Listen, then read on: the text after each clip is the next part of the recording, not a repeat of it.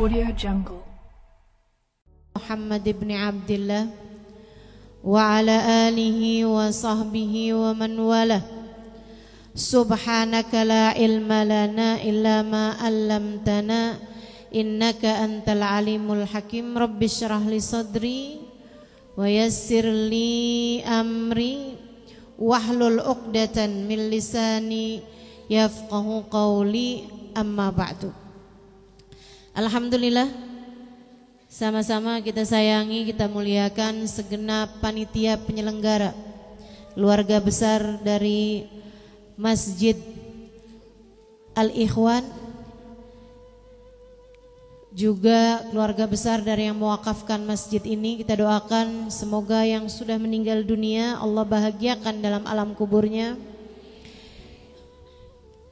dan keluarga yang ditinggalkan mudah-mudahan jadi keluarga yang sakinah, mawaddah, warahmah, dan juga jadi keluarga yang selalu dalam pandangan rahmat ridha Allah Subhanahu wa taala.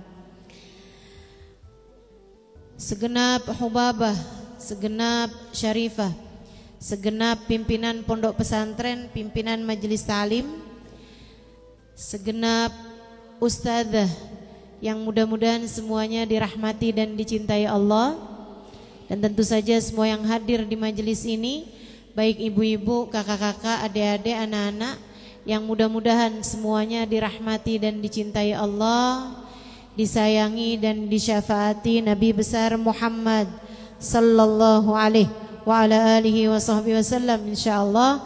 Amin ya rabbal alamin. Saudaraku sekalian yang saya muliakan, hari ini kita membahas mengenai wanita-wanita yang solehah di zaman-zaman belakangan ini, atau tepatnya yang saya temui atau saya dengarkan kisah mereka, dan beberapa diantaranya saya tuliskan di buku Bidadari Bumi, baik Bidadari Bumi 1 maupun Bidadari Bumi 2.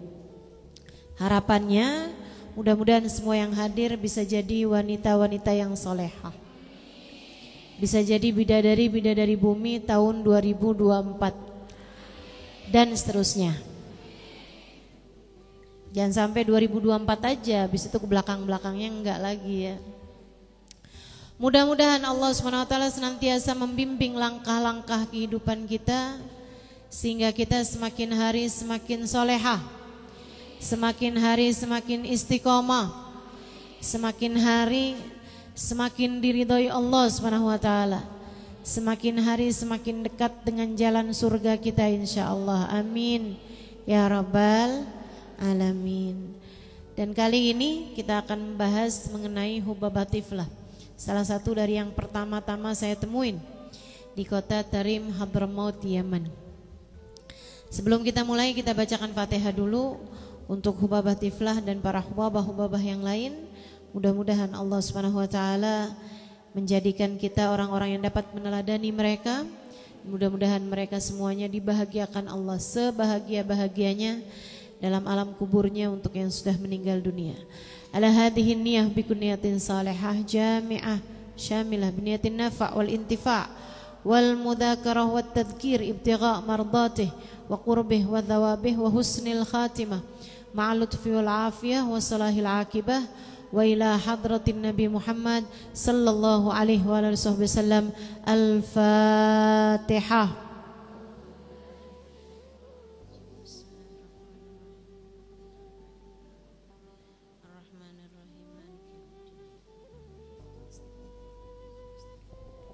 Siratal ladzina an'amta 'alaihim ghairil maghdubi 'alaihim waladdallin. Amin. Saudaraku sekalian, saya berangkat ke Tarim tahun 1998. Waktu itu belum ada Daruz Zahra. Daruz Zahra pondok pesantren belum ada. Yang ada hanya baru Daruz Zahra sebagai madrasah, madrasah diniyah, ya. Tahu kan zaman-zaman itu suka ada madrasah diniyah, sekolah siang, sekolah sore. Ini yang tua-tuaan kayak saya nih tahu nih. Sekolahnya SD dulu, habis itu baru sekolah madrasah diniyah ya. Nah itu baru semacam itu aja. Di kota Tarim Hadramaut Yaman belum ada sekolah pondok pesantren buat perempuan. Yang ada adalah beberapa pondok-pondok pesantren untuk laki-laki.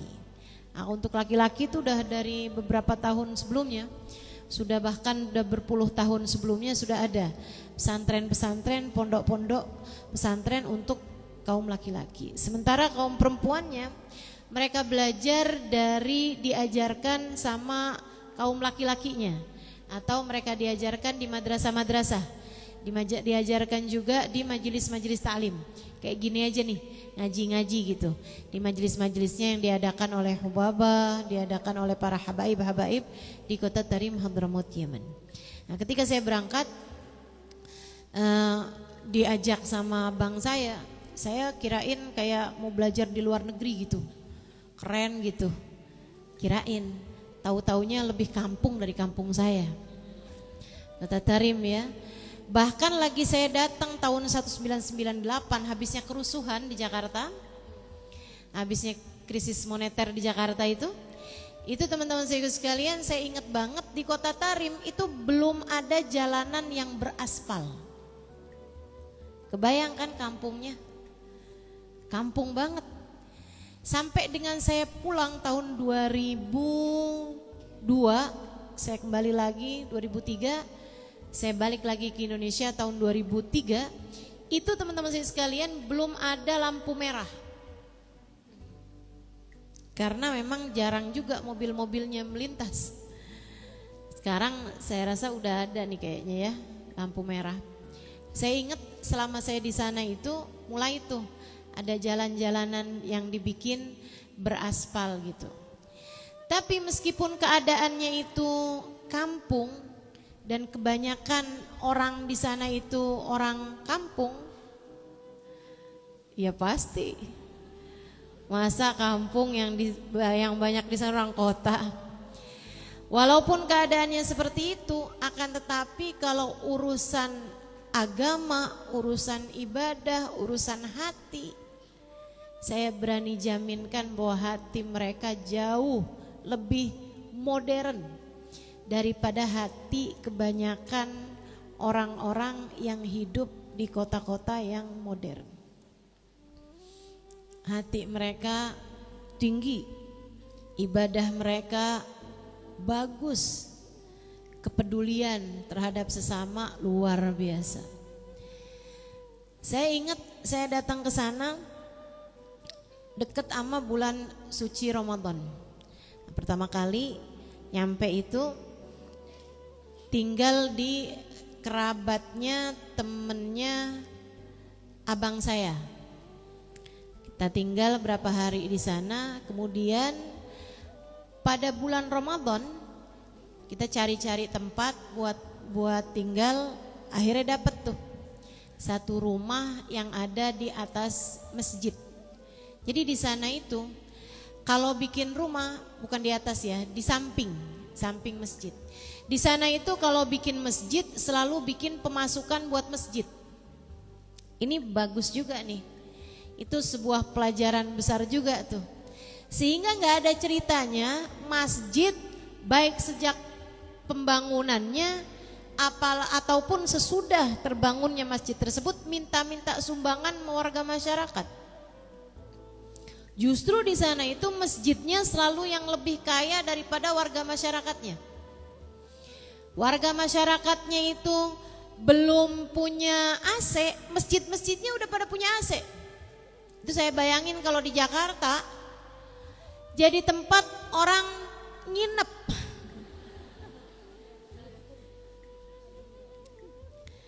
Jadi tempat orang nginep. Gitu kan ya? Katanya suka ada yang nginep di Al-Ihwan juga nih. Kalau mau kajian paginya. Jangan ya. Saya ditegur nih sama DKM. Mereka bilang, kan kita laki-laki nih Ustazah, masa ada yang nginep perempuan?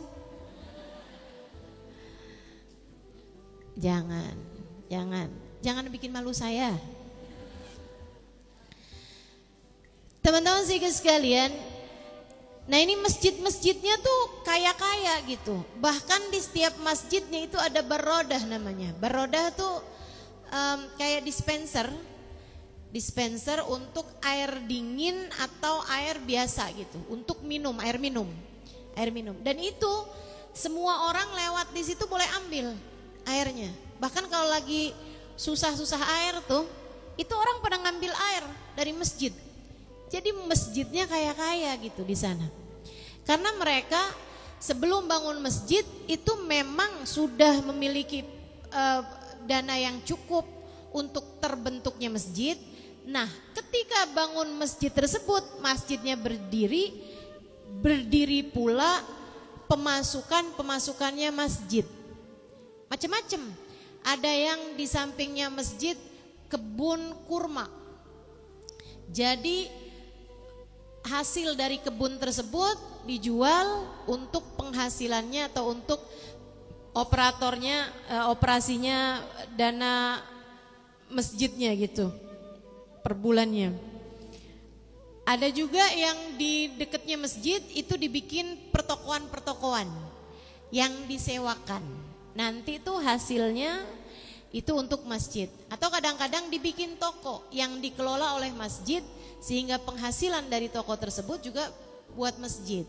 Nah, ada juga beberapa masjid yang di sampingnya masjid tersebut itu dibangun rumah kontrakan. Seperti Masjid Al-Bar yang saya ngontrak di situ. Ceritanya, kontraklah saya sama abang saya.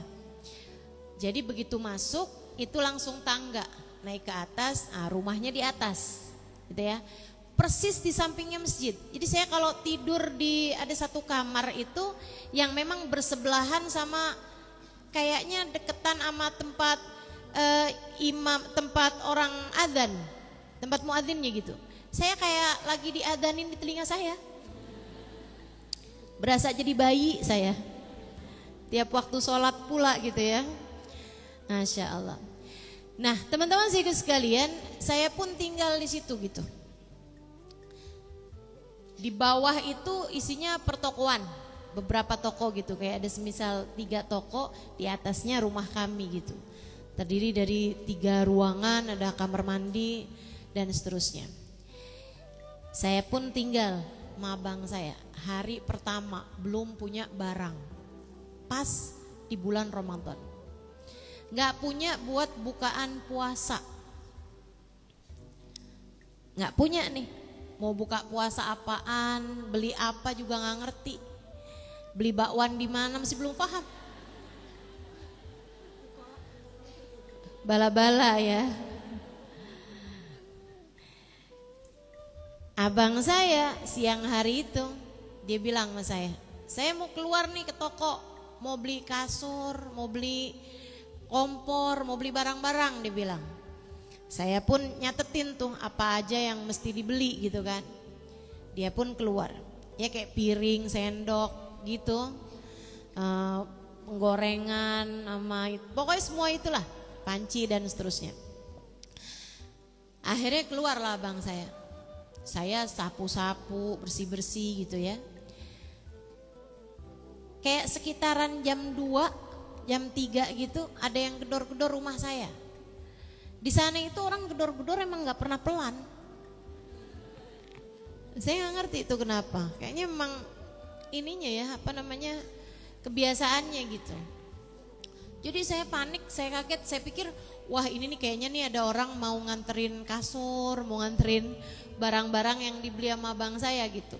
Jadi saya buru-buru tuh lagi nyapu, saya lemparin sapunya, saya turun ke bawah, saya buka, anak kecil masuk, rambutnya keriting. Dia ngomong pakai bahasa Arab, ya Allah teman-teman, asli banget. Itu ya, saya ketika dia ngomong, saya bahkan gak bisa misah-misahin kata-katanya. Kayak, apaan gitu kan. Ini anak ngomong apa gitu, ini bahasa planet mana yang dipakai.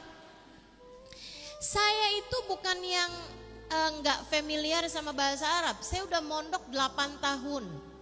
Kitab yang saya baca Saya bahkan udah bisa baca kitab gundul. Bu, nggak gondrong lagi. Yang gundul pun saya udah bisa baca gitu. Artinya saya udah cukup familiar dengan bahasa Arab dan biasa. Bahkan saya sudah biasa bercakap-cakap dalam bahasa Arab juga sama teman-teman di pondok pesantren. Tapi dengerin anak kecil ini ngomong, enggak ada sepatah kata pun yang saya ngerti. Saya sampai jadi mikir, apa jangan-jangan dia nggak ngomong bahasa Arab? Atau jangan-jangan saya yang selama ini nggak ngomong pakai bahasa Arab? Jangan-jangan yang selama ini saya pelajari bukan bahasa Arab gitu. Akhirnya dia kayaknya ngeliatin saya nggak ngerti gitu, dia langsung aja tuh ulurin gitu kan. Ulurin satu tempat, saya buka kurma sama sambosa. Tahu sambosa? Urusan makanan emak-emak ya, Masya Allah, Masya Allah. Udah tuh dia kasihin, saya liatin, terus dia ada nunjuk-nunjuk tempat gitu. Kayaknya saya paham lah, minta gantiin tempatnya gitu. Cuman kan masalahnya piring saya belum datang. Udah aja saya naik ke atas, saya bersihin satu kayak inian tuh, tempat buat naroin apaan gitu, saya bersihin, saya lapisin kertas di situ, terus saya taruhin kurma sama sambusa tadi itu. Saya turun, saya kasihin ke dia. Saya bilang syukron. Terus dijawab lagi, saya nggak ngerti lagi. Saya bukain pintu, keluar dia. Udah, dapat sekitar setengah jam kemudian, jadi kayak jam 3:30 gitu. Ada yang gedor lagi. Saya mikir sekarang nih kemungkinannya dua nih, antara orang yang bokap kasur atau anak kecil tadi nih kayak buat temen-temennya. Saya buka, anak kecil tapi bukan yang tadi. Lain lagi nih, gak tahu anak siapa lagi nih. Perempuan, yang tadi laki. Terus dia ngomong-ngomong lagi yang saya juga gak ngerti lagi. Tapi akhirnya dia bawa itu tuh, dia bawa lagi tuh. Saya sudah ngerti sekarang. Saya ambil makanannya, terus dia ada ngomong, saya udah tahu tempatnya kan. Oke.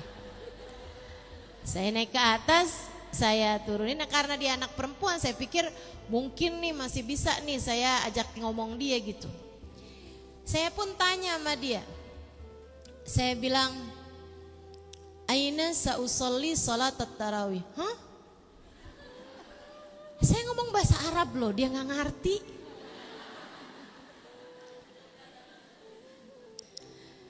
Akhirnya anak itu pun, anak kecil tadi ini pun keluar. Oke lah, udah gak paham mau gimana lagi. Dapat kayak berapa menit kemudian yang gedor lagi. Saya buka lagi, anak kecil lain lagi. Dia bawain makanan lagi. Saya mau nanya lagi, udahlah, saya pusing. Saya taruhin lagi. Saya pikir banyak banget nih, kayaknya kurma udah bisa saya jual nih. Banyak. Yang keempat kalinya, ada yang gedor pintu. Ternyata anak kecil yang tadi perempuan sama ada bawa anak, maksudnya dia bersama dengan seorang anak yang lebih besar. Kayak mungkin umur 13-an tahun gitu. Dia masuk, dia lepas cadarnya. Terus dia bilang, kata saudara saya, pakai bahasa Arabnya yang agak fusha yang saya ngerti gitu. Dia bilang, kata saudara saya, kamu mau nanya sesuatu. Saya bilang, aina sa'usolli sholat tarawih. Tapi bawa kurma juga. Kurma sama sambusa tuh, dia bawa juga. Terus dia bilang, gitu kan, kamu mau nanya sesuatu. Saya bilang, aina sa'usolli sholat tarawih. Terus dia bilang, wara'a hadzal bait musalla khas bin nisa. Dia bilang, belakang rumah ini ada musola khusus buat perempuan. Nanti habis selesai sholat taraweh, saya akan jemput kamu untuk kita sholat di situ. Oh, makasih, ngerti saya. Udah tuh. Sampai jelang maghrib ada datang lagi. Jadi tepatnya saya dapat 6 kurma sama sekitar 30 sekian sambusa. Cukuplah untuk 2 minggu kita puasa. Masya Allah. Abang saya pas pulang dia bilang, ini nih yang belum datang kurma. Gak usah beli kurmanya, saya bilang. Dapat kurma dari mana? Semua panenan orang-orang datang semua ke sini.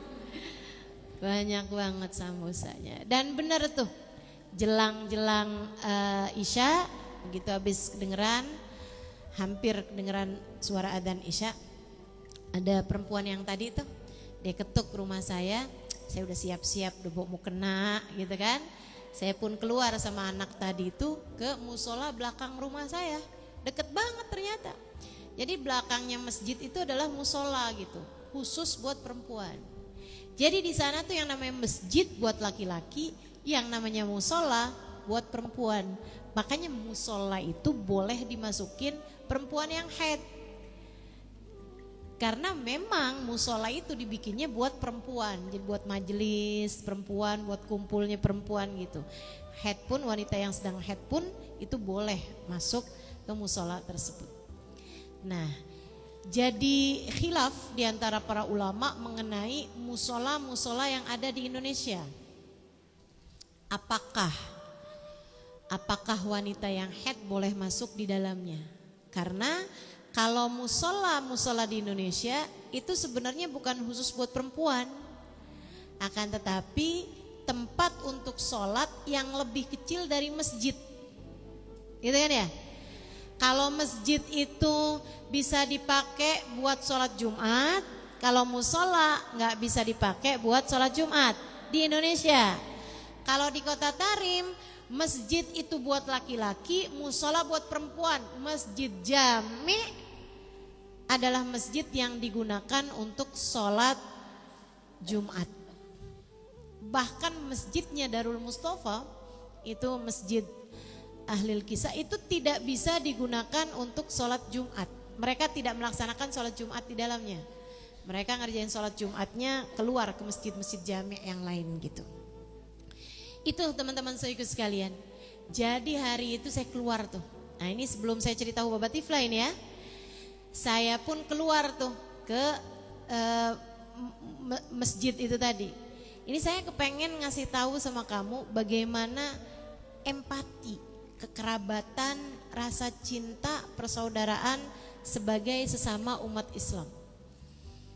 Saya tinggal di negeri Tarim, di kota Tarim, teman-teman saya sekalian, saya jadi ngerti arti innamal mu'minuna ikhwah. Sesungguhnya orang mukmin itu adalah bersaudara. Saya jadi paham tuh arti persaudaraan dalam Islam. Karena saya ini orang dari luar negeri, datang ke kota Tarim, gak kenal siapa-siapa, gak tahu siapa-siapa, bahkan gak ngerti bahasa mereka. Segitunya, baru hari pertama saya tinggal di kota tersebut, saya udah dapat 6 paket bukaan puasa yang cukup bukan hanya buat saya berdua sama abang saya, kayaknya buat sekeluarga besar gitu bukaan puasanya. Saudara sekalian, betapa mereka peduli gitu. Jangan sampai ada tetangga kita yang kelaparan. Dalam hadis tuh disampaikan, orang yang hilang kunci surganya adalah orang yang tidur malam dalam keadaan kekenyangan, sementara tetangganya nggak bisa tidur karena kelaparan. Itu orang yang hilang kunci surganya. Jadi sekalian saya muliakan, ini tetangganya tidur karena kelaparan, emang beneran lapar, nggak ada yang bisa dimakan, bukan karena diet. Ini sekarang ini kan banyak banget perempuan-perempuan tidur dalam keadaan lapar karena takut timbangannya naik gitu kan. Gak ada urusan sama kemiskinan. Maksudnya di sini adalah orang-orang yang dari miskinnya sampai nggak bisa makan gitu. Nah itu jangan sampai terjadi. Itu Itu yang ada dalam pikiran orang-orang di Kota Tarim. Sampai-sampai saya punya teman, ada teman saya tuh dari Inggris, dari Liverpool, Ustazah Najibah, mungkin ada di antara teman-teman yang pernah jumpa, karena beliau pernah datang kemari beberapa tahun silam. Dia tuh pernah cerita, pernah bilang, dia bilang Kota Tarim ini satu-satunya kota yang saya berani tinggal di sini tanpa sepeser uang pun. Andai saya nggak pegang uang sama sekali, itu saya berani tinggal di Kota Tarim. Kenapa gitu? Tinggal kalau waktunya makan, kamu datang aja ke sebelah. Datang aja, nggak usah minta, datang aja. Itu udah pasti disuguhin makan sama mereka, teman-teman. Karena emang di sana tuh orang itu mengamalkan hadisnya Nabi Muhammad alaihissalam. Kalau datang tamu, kalau masuk kasih makan, kalau keluar kamu dadahin, kamu hantarkan sampai pintu rumah kamu, bukan pintu rumah dia. Rumah dia jauh bener, rumahnya di Bekasi pula. Ikut sekalian saya muliakan, nih ya, satu hal yang perlu kamu pelajari. Jadi persaudaraan dalam Islam. Saya masuklah tuh ke musola tersebut. Ternyata, saya baru tahu juga nih, di sana itu perempuan yang sholat di musola itu adalah perempuan tua atau anak-anak. Jadi yang muda-mudanya sholatnya di dalam rumah. Kenapa gitu? Biar mereka tidak ada pertemuan atau tidak ada bersinggungan, berseliweran dengan laki-laki. Padahal segitunya itu musolanya khusus perempuan. Tetap tuh yang sholat di dalamnya itu hanya perempuan-perempuan tua, istilahnya qaidatul bait, perempuan yang emang udah nggak ngapa-ngapain, udah di rumah aja gitu, nenek-nenek gitu kan, yang tinggal jagain cucu doang. Itu tuh yang ada di musola tuh. Jadi musolanya itu adalah perempuan-perempuan tua isinya, umur 50-an, 60-an tahun ke atas gitu, sama yang udah gak bersuami lah pastinya. Jadi janda-janda tua sama anak-anak kecil-kecil. Jadi masuklah saya ke musola tersebut gitu kan. Saya pun begitu masuk langsung dikerubutin sama nenek-nenek ini tadi. Langsung dikerubutin. Bukan dikerubutinnya itu kayak fudul atau kepo, mau tahu gitu kan. Wah, datang dari Indonesia nih, pakai baju apa, ininya kayak gimana, ceritanya gimana. Enggak. Mereka ngerubutin itu kayak ngerubutin saudara baru datang dari luar kota gitu. Kayak kedatangan saudara baru datang dari luar negeri. Begitu saya masuk gitu kan, saya sholat sunnah tahiyatul masjid, udah diliatin tuh. Habis selesai saya salam, mereka semuanya kumpul dekat saya. Terus mereka nanya pertanyaan yang saya nggak ngerti bahasanya. Tapi ada satu perempuan di situ kayaknya sekolahan lah. Terus dia bilang gitu, siapa nama kamu? Ma ismik, dalam bahasa Arab pakai bahasa Fusha gitu. Saya bilang Halimah Al-Aidarus. Al-Aidarus, dia bilang. Mereka udah paham tuh, Al-Aidarus itu marganya Syarifah. Dan mereka bersama dengan banyaknya para habaib di kota tersebut, mereka punya cinta dan hormat kepada para Syarifah, para habaib yang lebih daripada yang pernah saya lihat selama ini. Asli cinta aja, teman-teman saya sekalian. Jadi kalau kamu pikir yang hormat sama habaib, yang hormat sama Syarifah itu ada hanya orang-orang di Indonesia, mainmu kurang jauh.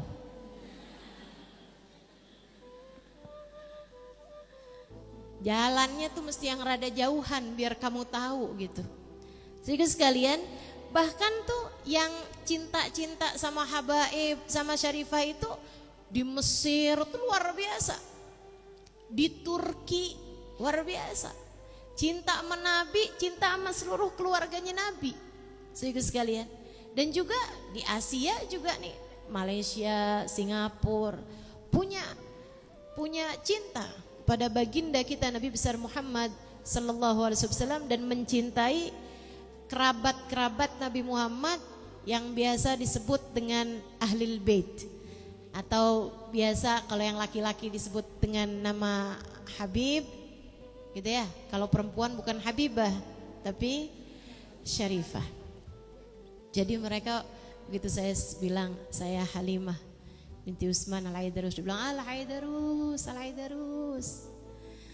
Kelihatan gitu lebih senengnya mereka ketika dengar nama tersebut. Terus mereka bilang, inti ma'araftil arabiyah, dia bilang kamu gak ngerti bahasa Arab. Daripada saya dites, saya bilang aja, oh saya gak ngerti, saya bilang. Tapi kamu bisa sholat. Lah, dia gak tahu kitab saya udah I'anatut Thalibin. Dia gak tahu kitab saya udah Bujairomi, Baijuri gitu kan. Dia gak paham nih. Saya udah pelajarin bab sholat tuh udah sampai ke akar-akarnya, perbedaan para ulama. Saya ngerti semua urusan sholat. 8 tahun saya pesantren. Mau sombong nih.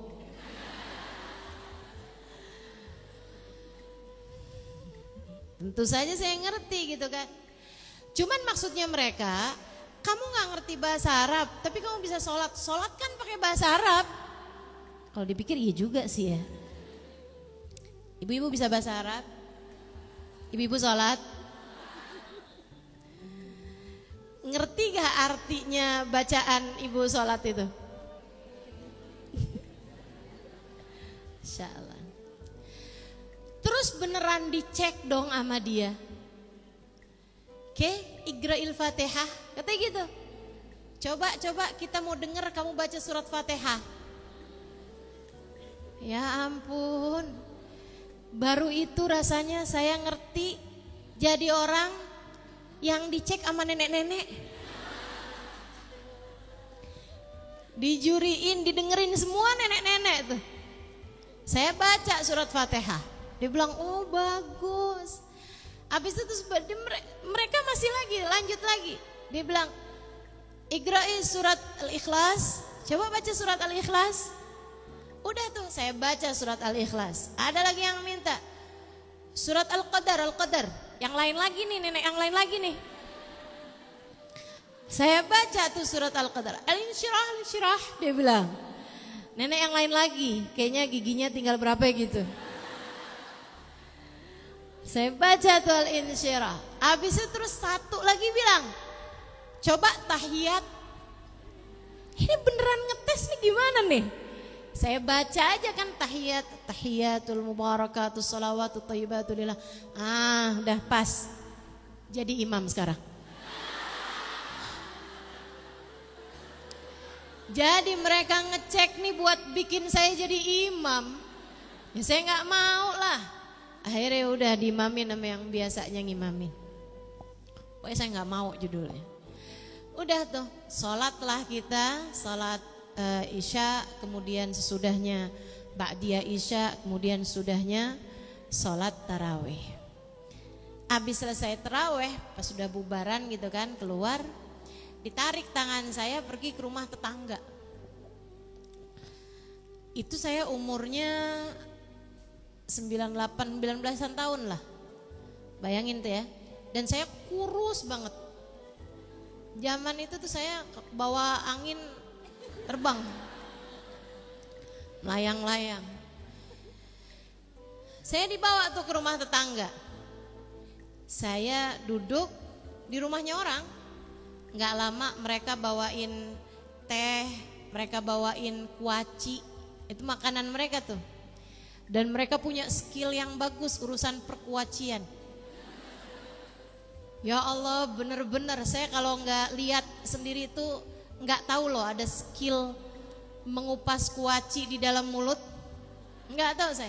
Mereka tuh bisa loh masukin kuaci ini banyak-banyak dalam mulut, gitu kan. Habis itu nggak tahu gimana ceritanya tuh di mulutnya tiba-tiba keluar udah tinggal kulitnya dan nggak patah kulitnya, gitu kayak ya ampun keren banget. Saya nyoba gagal. Saya tahu skill saya nggak di situ, udahlah biarin aja. Nggak penting ini ya. Kan nggak akan jadi pertanyaan urusan perkuacian. Udah tuh, mereka suguhin kuaci, mereka suguhin makanan-makanan kecil gitu. Habis itu terus teh juga gitu ya. Yang tehnya tuh emang mereka juga fanan, apa ya, kayak seni gitu, menjadikan teh tuh kayak berseni. Jadi ada tempatnya khusus, ada cara bikinnya tersendiri gitu. Mereka tanyain gulanya mau berapa gitu kan. Dah tuh saya disuguhin. Terus abis itu mereka bawain kertas sama bolpen. Dikasihin. Khudi Halimah, dia bilang, ambil Halimah. Saya ambil tuh kertas sama bolpen. Saya mau dicek, mau di tes ini nih kayaknya, tes tertulis nih kayaknya. Habis tes lisan sekarang tes tertulis. Ternyata enggak. Mereka mau ngajarin saya bahasa Arab. Mereka bilang kub. Ini namanya kub. Dia bilang li fi dakhilo, yang di dalamnya nih mak. Saya bilang oke, mak saya udah tahu. Habis itu dikasih tahu tuh satu dikasih tahu sama mereka. Dia bilang, "Tubi, kamu tulis dah." Saya tanyain, "Kau ini apa nih sendok?" Dia bilang mal'agah. Oh, agak beda-beda dikit. Kalau di bahasa Arab yang fushanya kan mil'aqah, kalau mereka mal'agah. Oke. Jadi kasih tahu sama dia barang-barang tuh semuanya tuh, ini apa semuanya gitu. Terus dikasih tahu saya namanya ini namanya ini, saya di keluarga anak sekian. Pokoknya dikasih tahu sama dia gitu bahasa Arabnya. Dan itu bukan satu orang, kumpul sekeluarga buat ngajarin saya. Biar saya cepet pinter kali maksudnya gitu ya. Dan besoknya terus tuh seperti itu tuh. Masya Allah, kekerabatan yang luar biasa. Keluargaan yang betul-betul. Abis itu mereka tanyain juga, "Kamu udah makan Halimah?" Saya bilang udah. Dia bilang, "Kalau enggak kami mau suguhin kamu makan." Enggak, saya bilang udah, saya makan. Dan terus tuh sampai besoknya saya bolak-balik nanya. Saya kalau mau beli gitu kan, apa ngomongnya, dikasih tahu sama dia gitu. Semua urusan-urusan dalam berkehidupan. Teman-teman sekalian yang saya muliakan, jadi dari mereka saya mengerti tentang artinya innamal mu'minuna ikhwah. Sesungguhnya orang mukmin itu bersaudara. Siapapun kamu, asal kamu mukmin, kamu ketemu sama mereka, mereka akan menganggap kamu sebagai seorang saudara. 4,5 tahun saya tinggal bersama dengan orang Tarim, bersama dengan warga Tarim, tidak sekalipun saya dibohongi. Tidak sekalipun. Tidak sama orang tua, tidak sama anak-anak, tidak sama remaja yang padahal biasanya bohong. Begitu saya balik ke Indonesia, saya beli salak asem semua. Padahal orangnya bilang salaknya manis. Saya beneran dibohongin. Ini kenapa kok salaknya asem semua? Wah, saya nggak tahu. Saya bilang, orangnya bilang manis, penjualnya. Saya nggak nyangka beneran, sampai suami saya tuh dulu tuh bilang, "Halimah nih bohonginnya jadi bakal percaya." Bohongin apa juga dia bakal percaya. Karena memang bertahun-tahun saya nggak pernah dapetin orang bohong. Tapi kalau sekarang sih tenang. Dari mata kamu saya tahu kok kamu lagi bener apa lagi bohong ya. Masya Allah. So ikut sekalian yang saya muliakan, tuh gak pernah bohong, jadi ngerasa aman. Bener-bener arti hadisnya Nabi Muhammad SAW, al-muslim man salimal muslimun min lisanih wa yadih. Orang Islam adalah orang yang orang lain selamat dari kejahatan lisan dan dari kejahatan tangannya. Kamu orang Islam apa bukan? Ada yang ngerasa terancam gak sama tangan kamu? Ada yang ngerasa terancam gak sama lisan kamu? Kalau kamu bikin orang, suami kamu merasa gak aman dari kejahatan lisan kamu, takut, ntar istri saya nih ngomongnya pedes nih. Ntar istri saya ngomong apa lagi nih di luaran. Ntar istri saya buka-buka aib saya nih di luar. Bahkan suami kamu sendiri, anak kamu gak merasa aman dari kejahatan lisan kamu. Kalau ada temen-temennya, ntar ya saya lihat dulu mama ada di rumah apa kagak. Soalnya mamanya suka bikin dia malu. Itu teman-teman, jika bahkan orang tuamu, anakmu, suamimu tidak merasa aman dari kejahatan lisanmu, gak berasa aman dari kejahatan tanganmu. Ya ampun, ini tadi nih numpahin barang nih, mecahin barang, mamah cubit pasti nih, mamah jewer pasti nih, mamah bakalan pukul saya pasti nih. Hati-hati. Jangan-jangan kamu sebenarnya bukan muslim dalam pandangan Allah. Atau yang sekarang banyak nih, ngomong sih baik-baik secara lisan, tapi jempol bekerja. Jempolnya julid banget. Di grup WhatsApp atau di komentar-komentar. Ya Allah, ya Allah. Itu ya, kalau ada orang bermasalah, apalagi artis bermasalah, komentarnya jahat banget. Jahat banget komentarnya. Hati-hati teman-teman, hati-hati. Jangan sampai tuh kejahatan lisanmu yang sekarang juga kejahatan tanganmu membuat kamu dianggap tidak muslim dalam pandangan Allah. Dalam pandangan Allah. Lisanmu sama tetangga, hati-hati, hati-hati. Kadang-kadang gak niatin nyakitin tapi terlalu apa itu ya? Nih ya yang sering terjadi, nengokin orang abis melahirkan. Bagus dong, nengokin bayi bagus dong. Pertanyaannya kayak gini, ini anak pertama nih? Iya, abis 5 tahun gak melahirkan, alhamdulillah akhirnya dikasih juga sama Allah. Dia bilang, wah hadiahnya pasti besar nih ya dari suaminya.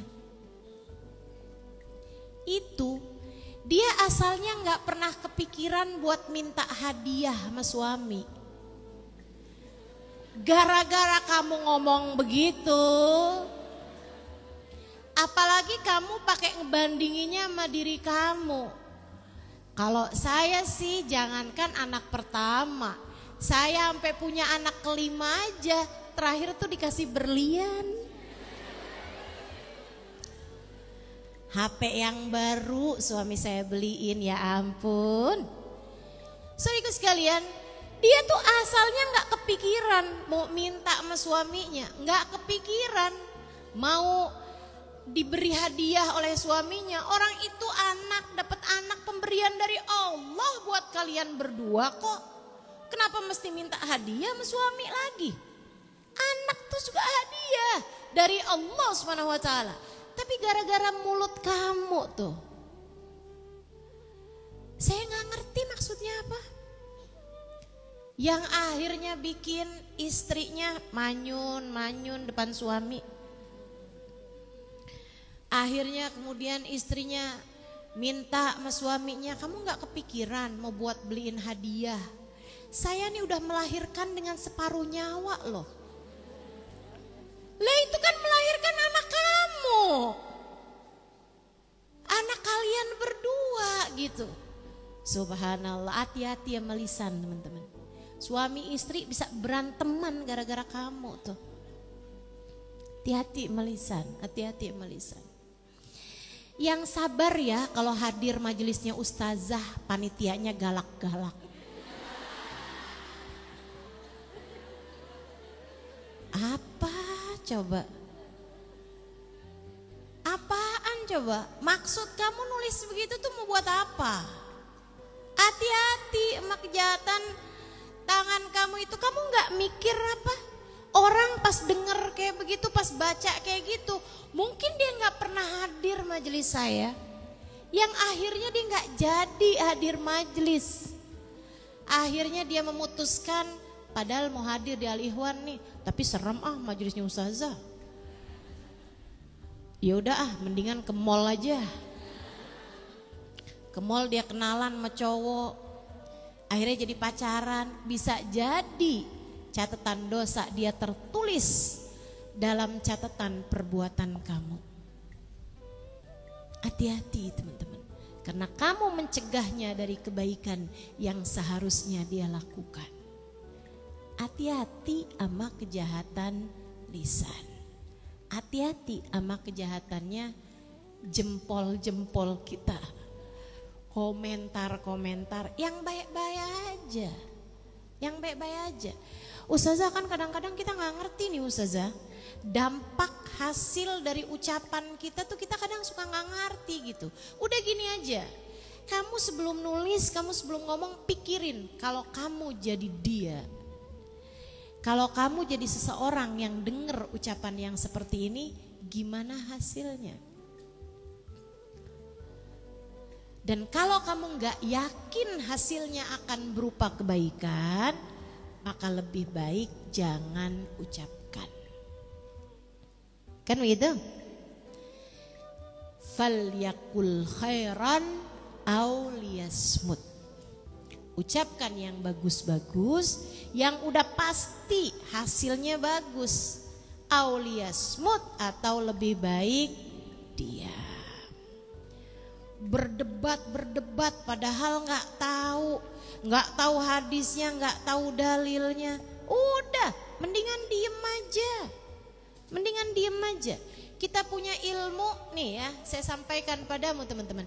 Saya punya ilmu, saya ajarkan kepada kamu bukan untuk membuat kamu mendebat orang lain dengan ilmu tersebut, akan tetapi untuk jadi cahaya memandu kehidupanmu.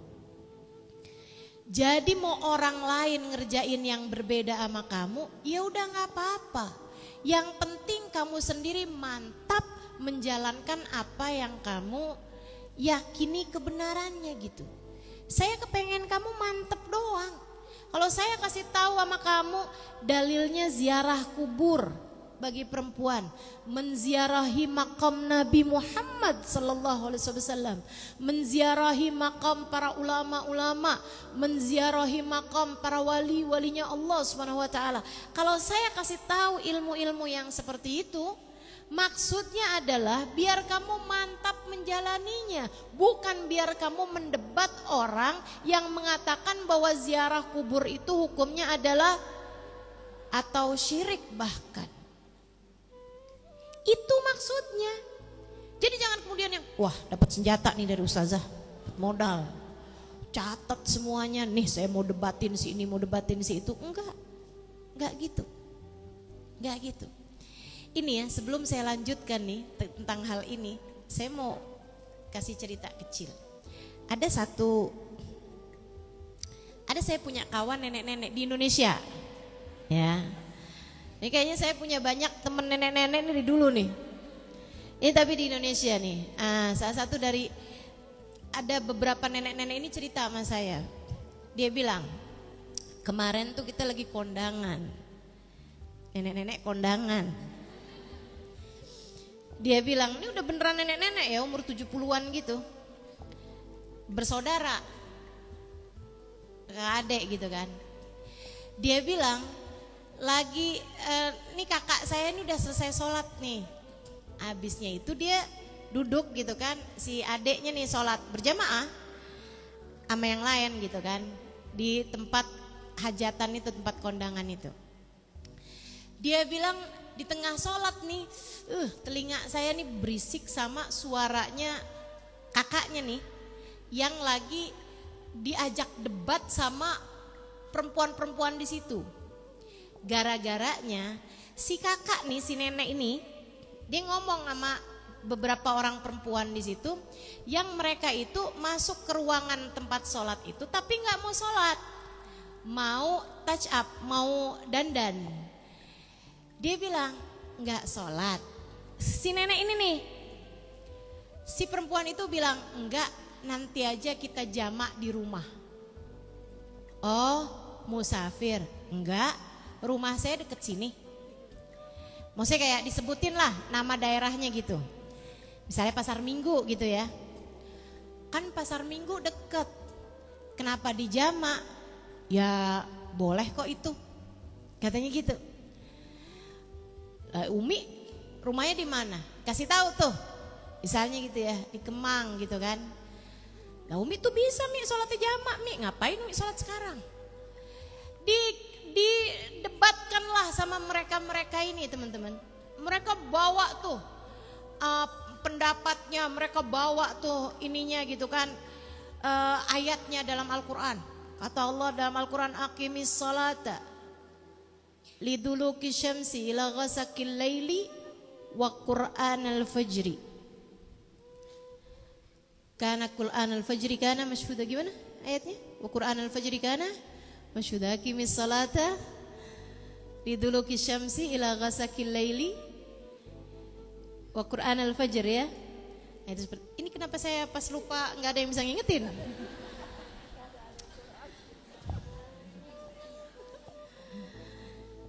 Sehingga sekalian yang saya muliakan, akhirnya didebatin nih sama perempuan itu. Dia bilang tuh di Quran aja disebutin 3 waktu sholat. Saat siang, saat malam, sama saat fajar. Jadi yang namanya sholat itu pokoknya siang atu, malam atu, subuh atu.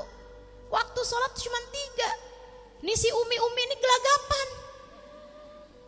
Tapi kan dari dulu-dulu juga diajarinnya 5. Ya itu Mi yang diajarin dari dulu-dulu tuh gak sesuai tuh sama ayat Quran. Waduh bingung.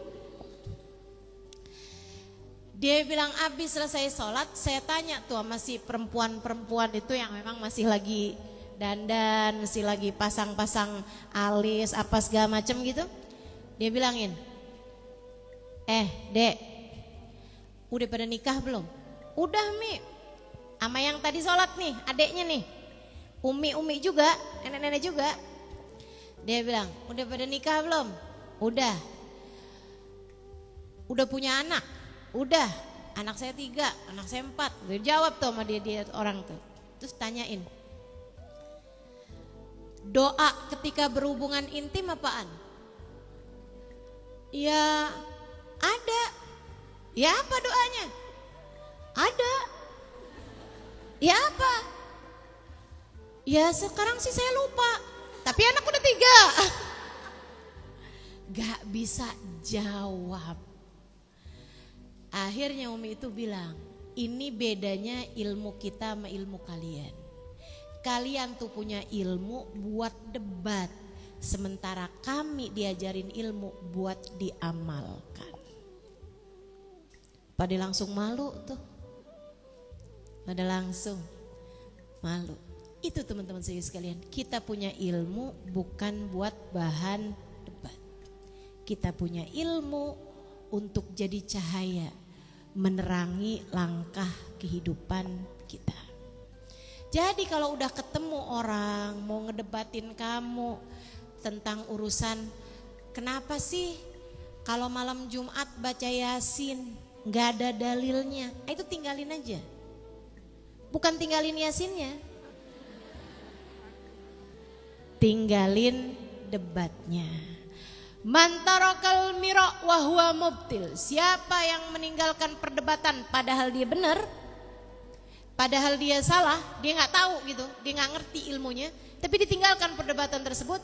Banallahu lahu baitan fi rabbil jannah. Allah akan bangun untuknya surga, di surga yang rendah. Wa man tarakal mira wa huwa muhiq. Siapa yang meninggalkan perdebatan padahal dia benar, dia tahu ilmunya, Allah akan bangunkan untuk dia sebuah rumah di tengah surga. Yang surga atas buat siapa Rasul? Nabi Muhammad menjawab, buat yang bagus akhlaknya, yang gak pernah mau debat, yang kalau ngomong bagus, yang kalau bicara sama siapapun kata-katanya tidak menyakiti hati orang lain. Belajar, insya biar jadi kayak ahli tarim. Mereka nggak suka tuh ngomong sesuatu yang menyakiti perasaan orang lain. Mereka menganggap semua orang bersaudara, nggak pernah mau bohong sama orang lain, nggak pernah mau ngata-ngatain orang lain, nggak pernah. Semuanya hidup dalam keadaan damai. Alhamdulillah. Nggak pernah saya dengerin orang berantem bertengkar gitu, apalagi di jalan jambak-jambakan, nggak pernah. Masya Allah. Mudah-mudahan ketularan semuanya, insya Allah. Ketularan baiknya orang tarim. Amin. Cerita berlanjut sampai ke hari Lebaran. Saya beberapa hari sebelumnya minta dibeliin baju Lebaran sama abang saya. Saya perlu cerita apa enggak ini? Perlu lah ya. Jadi nih abang saya mintain tolong buat beliin baju Lebaran. Karena di sana itu tokonya, saya belum ketemu toko khusus buat perempuan. Saya belum tahu tuh kalau ternyata di sana itu ada toko khusus buat perempuan. Nah sementara toko-toko yang di jalanan itu adalah toko buat laki-laki. Jadi yang masuk di dalam itu laki-laki semua. Gak ada orang perempuan keleleran di pasar. Gak ada tuh. Pasarnya semua isinya orang laki-laki. Itu memang negeri itu syariat agama Islam benar-benar terpraktekkan di negeri mereka. Bagus tuh jadinya. Jadinya gak ada ceritanya perempuan minta uang belanja.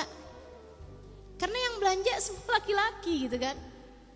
Yang beliin sayur, beliin daging, beliin ikan, beliin segala tuh bumbu-bumbu dapur tuh laki-laki tuh. Enak tuh kalau kayak begitu. Betul apa enggak? Kita gak kepusingan sama harga bawang naik, gak kepusingan sama harga tomat naik, ya kan? Harga telur naik, biar dia yang pusing. Jadi semuanya tuh yang belanja laki-laki. Nah itu abang saya bilang kayak begitu. Akhirnya saya minta dong dia buat beliin baju. Pergilah dia ceritanya ke toko jual baju perempuan. Akhirnya dia beli satu. Begitu nyampe di rumah saya gak cocok sama bajunya. Gak mau saya baju kayak begini saya bilang. Akhirnya dia bilang, ya udah kebeli gimana dong, tuker. Bisa apa enggak ya? Ya usaha. Akhirnya berangkatlah lagi dia ke toko tersebut. Besoknya, masih belum hari raya tuh. Nah, dia pergi tuh ke toko itu. Terus dia bilang, kemarin saya beli baju ya pakai bahasa Tarsan lah, ada sedikit-sedikit ama dia bawa temen juga gitu. Jadi bisa terjemahin. Kemarin nih dia beli baju katanya gitu ya. Terus bajunya itu gak cocok adeknya gitu. Oh dia bilang dengan gampangnya tuh diambil lagi sama dia, terus balikin duitnya. Terus dia bilang enggak, saya mau beli gantinya. Oh ya udah silahkan pilih. Dia pilih bajunya, terus tanyain harganya berapa, ternyata lebih mahal, jadi tambahin sama dia kan duitnya. Terus abang saya takut kalau saya nggak cocok juga, jadi dia bilang, nih kalau adik saya nggak cocok boleh nggak saya balikin? Adik saya belum tentu beli nih baju, bisa aja dia juga nggak cocok, dibalikin dong sama dia duitnya, sama si penjual itu, balikin duitnya. Terus abang saya bilang, enggak, saya sih jadi beli. Cuman kalau nanti adik saya nggak cocok, ini boleh nggak saya balikin bajunya? Terus dibilangin sama dia, ya udah kalau gitu bawa deh duitnya juga. Tapi kan saya beli. Ya nanti kalau adik kamu cocok, kamu kasih duitnya. Kalau adik kamu nggak cocok, kamu tinggal balikin bajunya. Nah kan ribet ya. Terus tuh dia kekeh, dia bilang ambil dulu duitnya, karena kan belum tentu adik kamu jadi beli. Ya tapi kan belum tentu juga saya nggak jadi beli. Ya udah nggak apa-apa kalau kamu jadi beli, kamu tinggal kasih uangnya. Kalau kamu nggak jadi beli, kamu tinggal balikin bajunya, kan gampang. Terus tuh abang saya sampai bilang kayak gini, tunggu nih, kalau misalnya saya jadi beli dan saya nggak mau bayar, kamu gimana? Ya saya rugi, dia bilang. ya saya rugi. Tapi kan kamu gak akan kerjain itu. Sebab kamu kan orang Islam. Gitu. Asalnya tuh abang saya bilang, ya ini gak enak juga dong saya ambil uangnya, padahal mungkin saya jadi beli gitu. Dia bilang, saya juga gak enak kalau simpen uang kamu, padahal kamu belum tentu beli. Aneh memang. Akhirnya udah tuh, abang saya bawa duitnya sama bawa bajunya juga. Gitu kan. Ucapannya itu loh. Dia bilang kalau kamu ambil bajunya dan kamu juga ambil duitnya, maksudnya kamu gak jadi bayar, gak mau bayar gitu. Dia bilang ya berarti saya rugi. Tapi saya yakin kamu tidak akan mengerjakan itu, dia bilang. Kenapa? Karena kamu muslim. Orang muslim kan gak ada yang nipu. Orang muslim kan gak ada yang bohong. Dan itu benar ucapan Nabi Muhammad, al-mu'min la yakdzib. Orang mukmin gak akan bohong. Bu, pernah bohong? Mukminkah kamu dalam pandangan Allah? Ya Allah Bu, emang bener tuh.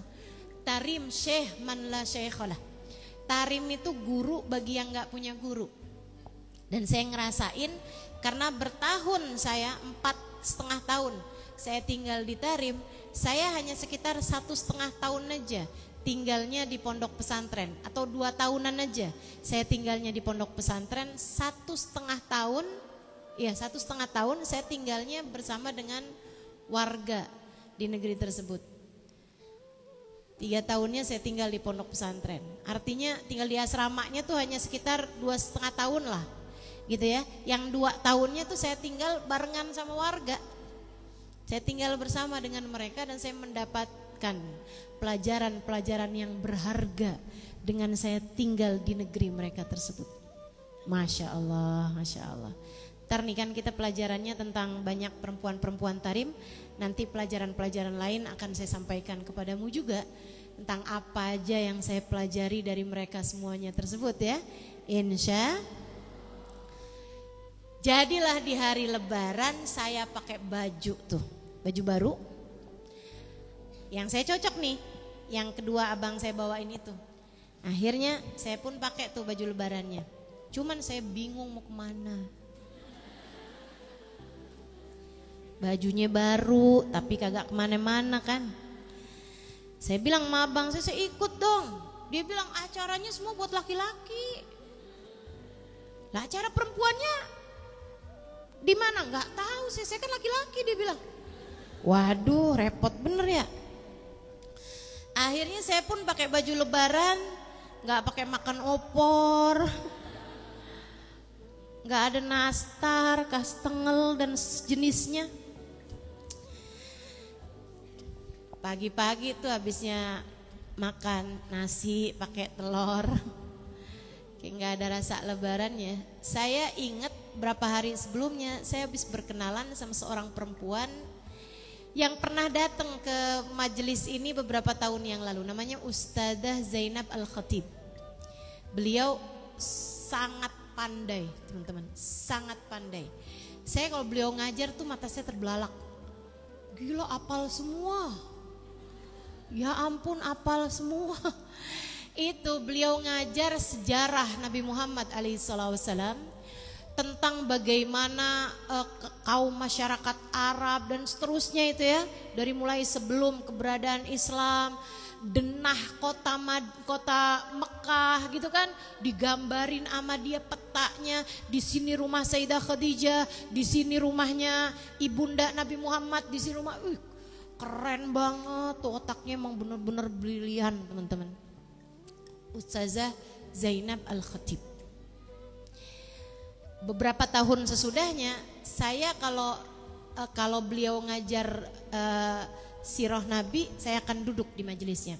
Beliau kalau saya ngajar fikih, beliau akan duduk di kelas saya, dengerin saya ngajar fikih. Karena memang saya belajar fikihnya kan udah lamaan, ya bukan karena saya pintar. Itu ya juga kayaknya.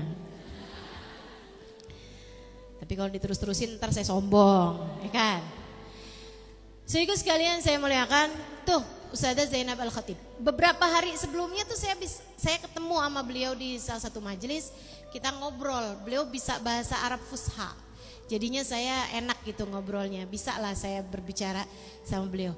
Beliau tuh sempat bilang, Halimah nanti kalau lebaran kamu kalau nggak kemana-mana ke rumah saya aja. Terus dikasih tahu rumahnya waktu kami pulang dari majelis tuh dikasih tahu ini rumah saya Halimah gitu.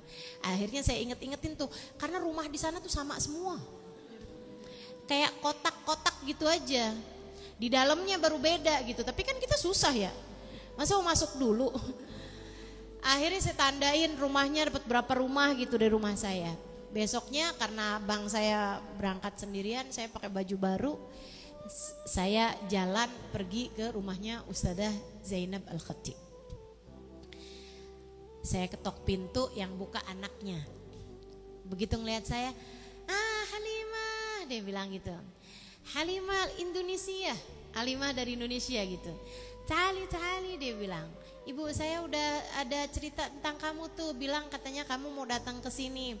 Udah tuh saya duduk, terus disuguhin tuh teh sama kuaci. Emang di mana-mana disuguhinnya itu teman-teman. Kamu jangan berharap lebih lah kalau ditarim. Tapi ada tuh juga disuguhin kue-kue manis gitu, halawa-halawa gitu kan. Udah saya makan, saya minum, terus nggak lama Ustazah Zainab datang, ya ahla wa sahla Ustazah Halimah gitu kan. Ya ahla wa sahla Ustaz bi Halimah Al-Aidarus gitu kan. Terus dia peluk-pelukin saya gitu kan. Eid Said apa segala macam lah ucapan-ucapan lebaran gitu. Habis itu dia bilang, saya mau ajak kamu nih Halimah, yuk kita jalan, kita lebaranan nih sama Hubabah Tiflah. Hubabah Tiflah. Emang ada gitu ya nama Tiflah? Tiflah tuh artinya bayi. Ada gak di sini yang punya nama bayi? Nama kamu siapa? Nama saya Bayi. Ya pernah dengar gak? Gak pernah kan? Nama saya anak kecil gitu kan? Gak ada tuh. Tiflah tuh anak kecil gitu, anak balita. Balita ya, bayi di bawah 5 tahun. Pokoknya anak kecil umur di bawah 5 tahun tuh di sana sebutnya Tiflah. Akhirnya saya pun keluar tuh berapa menit kemudian bersama Ustazah Zainab. Jalan saya sampailah di depan rumahnya Hubabah Tiflah. Begitu masuk aja tuh disambut, semuanya tuh pada yang Masya Allah, ahlan wa sahlan Ustazah Zainab gitu kan. Mereka pelukin Ustazah Zainab dan nggak pakai nanya, nggak pakai apa, mereka juga pelukin saya gitu kan. Terus dia nanya sama Ustazah Zainab, ini siapa nih? Oh ini Halimah Al-Aidarus dari Indonesia gitu. Oh Masya Allah, Halimah Al-Aidarus, ahlan wa sahlan. Pokoknya semuanya tuh pada pelukin saya kayak keluarga gitu. Abis itu mereka langsung ngiringin saya masuk ke dalam rumah itu gitu.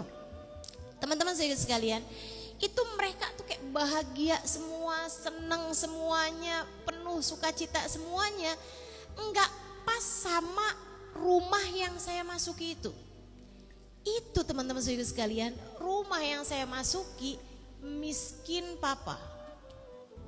Enggak punya apa-apa. Lantainya itu tanah yang enggak dipoles apa-apa. Dindingnya juga begitu.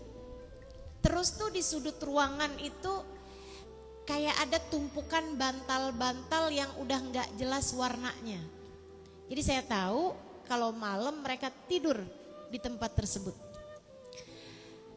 Habis gitu cuman ada kayak permadani yang udah usang, karpet yang udah usang yang sebagiannya tuh lebih tipis daripada yang lain gitu.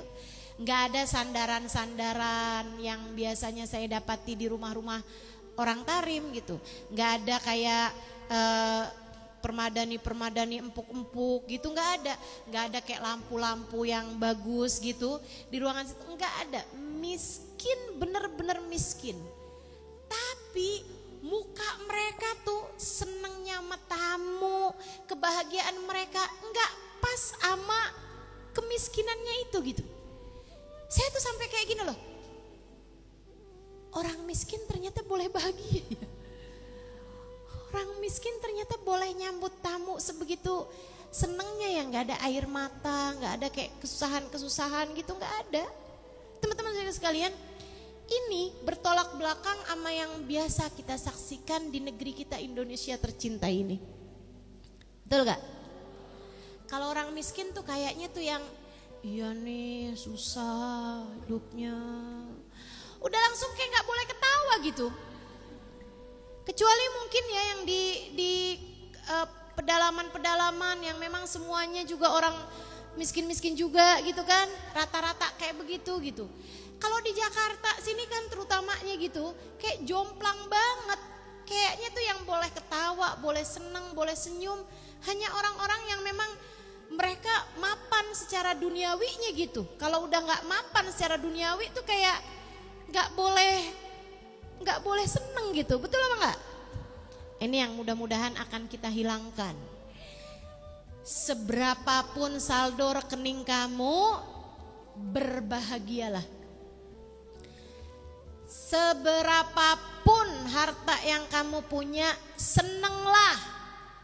Saudara sekalian saya muliakan, walaupun kamu nggak punya banyak panci di rumah, gak punya banyak baju di lemarimu, meskipun kamu terbatas secara duniawi, jangan menghalangkanmu untuk berbahagia. Saudaraku sekalian, jangan menghalangkanmu untuk berbahagia. Jangan kerjaannya kamu ngemis-ngemis harta mulu sama orang, pengen mulu dikasih sama orang, jangan. Kamu boleh gak punya, akan tetapi iman kamu harus lebih besar daripada itu semua. Tipis dompetmu boleh, syukurmu tipis enggak boleh. Sebab kamu hamba Allah yang maha kaya, berkenan memberikan yang paling berharga kepadamu, yaitu iman. Wa ni'matul Islam a'la nikmah halat bisahah. Katanya Imamul Haddad, nikmatnya Islam adalah setinggi-tinggi nikmat yang Allah beri di atas muka bumi ini. Kamu miskin tapi kamu beriman, kamu lebih kaya daripada yang kaya tapi tidak beriman. Kamu lebih kaya daripada orang-orang yang punya uang banyak akan tetapi mereka enggak punya iman. Maka miskinlah dan berbahagialah.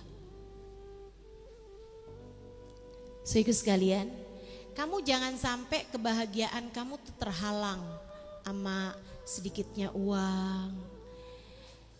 Kamu jangan bilang begini nih, Ustazah ngomong kayak begitu kan karena Ustazah punya banyak uang.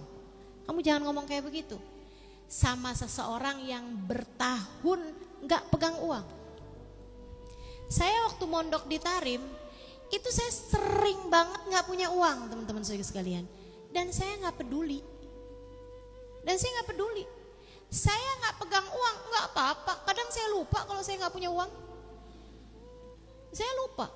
Saya gak juga jadiin, oh saya punya uang banyak nih, kalau gitu saya bahagia. Oh saya gak punya uang nih sekarang, kalau gitu saya sengsara. Gak ada ceritanya. Bertahun-tahun saya tinggal gak punya uang. Ya kalau punya uang saya beli, kalau gak punya uang ya udah saya gak usah beli, gitu aja. Repot.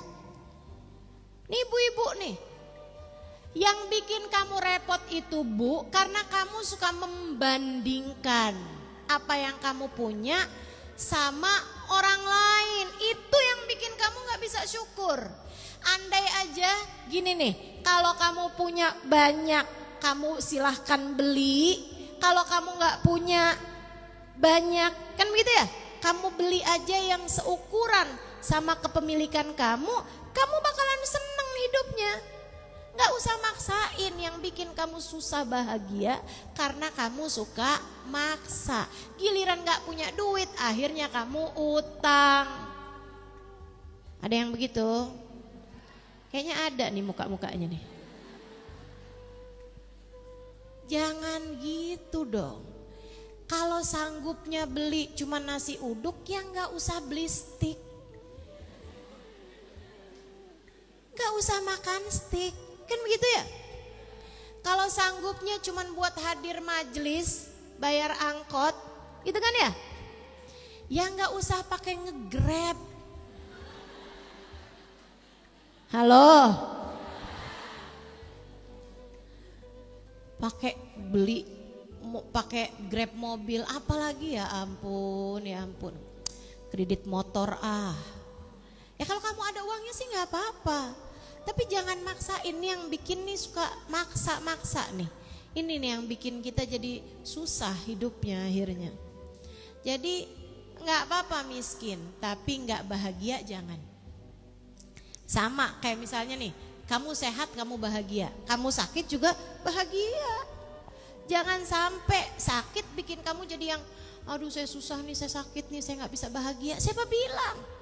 Bahagia itu urusan rasa hati, sakit itu urusan badan, urusan fisik. Jadi nggak apa-apa sakit, tetaplah tersenyum, tetaplah tertawa. Insya Allah, Allah tidak akan memberikan kepada kita rasa sakit di luar yang mampu kita tanggung. Insya, jelas ya? Jadi kita hashtagnya miskin bahagia, jomblo bahagia, sakit bahagia, janda bahagia. Siapapun kamu tetaplah bahagia. Yang jadi istri tetap bahagia. Istri di poligami bahagia. Pokoknya apapun keadaannya tetap. Jangan sampai kamu kehilangan kebahagiaan kamu teman-teman. Itu yang harus kita usahakan. Tetaplah berbahagia dalam keadaan apapun. So ikut sekalian saya muliakan. Saya nih sempet tuh di jalan nanya sama Ustazah Zainab, Ismaha Hubabah Tiflah. Saya bilang gitu sama beliau gitu kan, namanya Hubabah Tiflah. Terus Ustazah Zainab ada bilang, lala mus Ismahalah. Dia bilang, bukan namanya. Dia bilang, bukan namanya Hubabah Tiflah. Disebutin nama Ustazah Zainab, namanya siapa gitu. Tapi kami semua gak ada yang manggil dia sesuai dengan namanya. Kami semua memanggilnya dengan nama Hubabah Tiflah. Li'annaha, karena beliau sampai dengan setua ini, kata Ustazah Zainab nih, matu'di ahada, tidak pernah menyakiti siapapun. Selalu tersenyum, masih seperti bayi yang baru dilahirkan. Sampai segitu tuanya, gak ada siapapun pernah tersinggung dengan ucapannya. Sampai segitu tuanya, gak pernah ada siapapun tersinggung dengan ucapannya. Ia sampai dengan sekarang masih seperti bayi yang belum lama lahir ke atas muka bumi ini. Pernah gak kamu tersinggung sama bayi? Ini bayi ini gak enak nih saya liatinnya nih. Tersinggung saya nih ngeliat dia nih, kayak tatapannya gimana gitu. Ya kalau ada orang tersinggung sama bayi, ya kamu yang gak normal ya. Bayi gak pernah menyinggung siapapun, gak pernah nyakitin siapapun. Bersih hatinya, gak pernah ada rasa yang gak enak antara dia dengan siapapun. Wih, itu juara sih. Saya sepanjang jalan mikirin, ya Allah, jauh bener saya. Jauh bener saya. Dari menjadi seseorang yang sampai dengan usianya tua tidak pernah mengatakan sesuatu yang menyinggung hati siapapun. Kenapa gitu? Hatinya tulus. Hatinya tulus. Gak punya keinginan buruk sama siapapun. Gak punya politik. Gak ada ceritanya. Ini gimana ya caranya ya? biar anak saya nih ngasih sama saya lebih banyak daripada ngasih sama istrinya. Kan saya yang melahirkan. Ini kan istrinya kan ketemu dia udah gede, udah tua, udah punya kerja, udah punya duit. Kan saya yang berjuang sama dia dari mulai masih muda, masih kecil. Nggak pernah ada ceritanya hatinya kayak begitu. Ini para mertua-mertua. Jangan. Kamu kok jadi mertua jangan kayak begitu. Kamu mestinya malah alhamdulillah ada yang sayang sama anak saya. Ada yang mendampingi perjalanan anak saya. Ada yang melahirkan cucu-cucu saya. Kan begitu? Kenapa mesti cemburu? Mestinya kamu sayang sama dia. Seperti orang tuanya telah menyayangi dia. Bu, bisa jadi loh dia di rumahnya dimanjain, di rumahnya disayangin sama orang tuanya, sama ibunya, sama bapaknya. Kan begitu tuh. Bisa jadi di rumahnya emang dia gak dikasih masak. Bisa jadi punya mantu kok gak bisa masak. Ya Allah Bu, saya nih, kamu liatin saya. Saya itu dari dulu itu tiap kali pulang pondok pesantren kalau mau masuk dapur gak boleh sama umi saya. Jangan nak, jangan masuk dapur. Kamu tuh kan udah berapa bulan belajar mulu kerjaan kamu. Capek kamu pasti. Udah gak apa-apa umi aja yang masak. Nanti kamu tinggal makan aja, kamu pengen makan apaan. Kayak gitu. Alhamdulillah suami saya gak wajibin saya masak. Alhamdulillah saya gak ketemu mertua kayak kamu. Ya Allah, ya Allah.